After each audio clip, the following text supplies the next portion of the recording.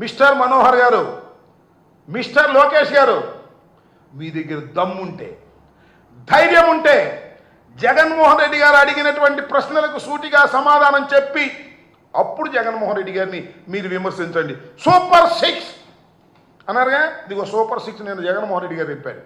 Super 6 మొత్తాన్ని అమలు చేయాలి అంటే 79,867 కోట్ల రూపాయలు వెచ్చించాలి సంవత్సరానికి. అవునా కాదా? కాదైతే చెప్పు. నేను అడుగుతా ఉన్నా, లోకేష్ని అడుగుతా ఉన్నా, లోకేష్ గారి తండ్రిని అడుగుతా ఉన్నా, అదేవిధంగా మనోహర్ గారిని అడుగుతున్నా, మనోహర్ గారి బాస్ని అడుగుతా ఉన్నా. సూపర్ 6ని అమలు చేయాలంటే 79,867 కోట్ల రూపాయలు అవసరమా కాదా? సమాధానం చెప్పండి. అవసరమైతే బడ్జెట్లో మీరు ఎంత పెట్టారు? 17,179 కోట్లు పెట్టారా? ఎవరిని మోసం చేస్తారండి మీరు? నాకు అర్థం కాలేదు. 17,179 కోట్లు ఖర్చు పెడతారు లేదో మళ్ళీ తెలియదు. మీరు మా గురించి మాట్లాడుతున్నారా? మీరు జగన్మోహన్ రెడ్డి గారి గురించి మాట్లాడుతున్నారా? జగన్మోహన్ రెడ్డి గారి గురించి ఏదో పిచ్చి పిచ్చిగా వాగుతూ ఉన్నారు.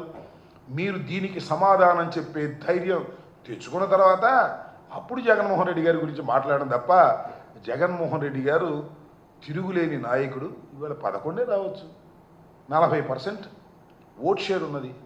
సింగిల్గా వెళ్ళాం, సింగిల్గా పోటీ చేశాం. మీరు ముగ్గురు పోటీ చేశారు. ముగ్గురు పోటీ చేసి మాకు 100% స్ట్రైక్ రేటు, మాకు అద్భుతంగా ఉంది, అమోఘంగా ఉందని ఊరికి మీరు సొల్లు వాగుడు వాగుతుంటే ఏం చెప్పాలి నాకు అర్థం కాల. ఇలాంటి దుర్మార్గమైనటువంటి కార్యక్రమాలు ఇవాళ మీరు చేస్తున్నారు. అనే ముందు 10 సార్లు ఆలోచించుకోండి. పవన్ కళ్యాణ్ గారు అయితే జగన్మోహన్ రెడ్డి గారిని జర్మనీ వెళ్ళమని అడగొచ్చు, రాజకీయాలు వదిలిపెట్టి, ఇక్కడ రాజకీయాలు వదిలిపెట్టి. మేము మాత్రం కార్పొరేటర్కి తక్కువ, ఎక్కువ, ఎమ్మెల్యేకి తక్కువ అని 2 చోట్ల నిలబడి ఓడిపోయి గతి లేక 3-4 పార్టీలతో కలిసి 15 సంవత్సరాల తర్వాత శాసనసభకు వచ్చినటువంటి పవన్ కళ్యాణ్ గారిని ఏమన్నా అంటే మాత్రం ఒప్పుకోరండి.